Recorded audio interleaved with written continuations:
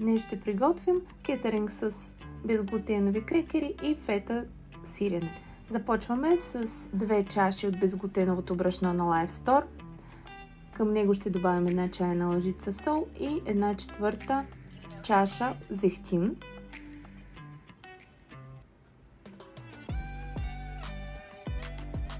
Също така добавяме и половин чаша вода.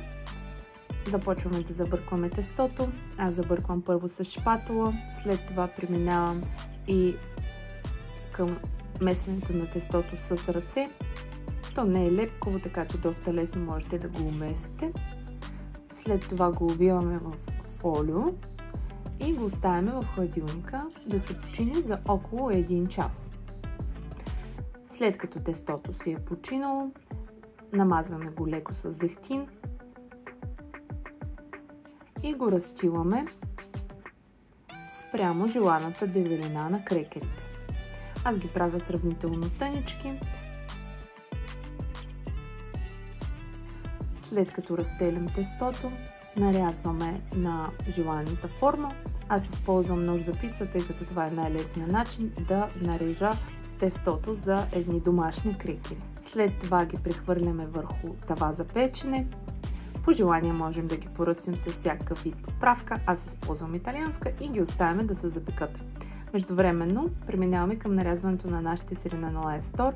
Имаме с чубрица, с кетомикс, с сушени домати и маслинита джаска и съответно започваме да редим върху нашето плато.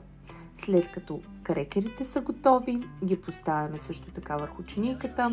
Ще направим 2 различни вида. Навсякъде поставяме резенчата зелена салата, върху половината поставяме краставичка и върху другата половина поставяме фета сирене с чубрица.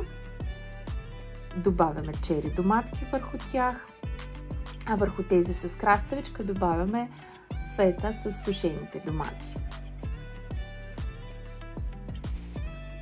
Поставяме и клечки, за да е удобно за нашите гости да опитат.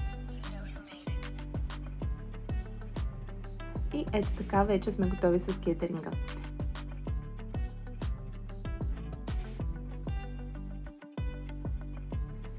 Бъдете здрави и сити с Life Store!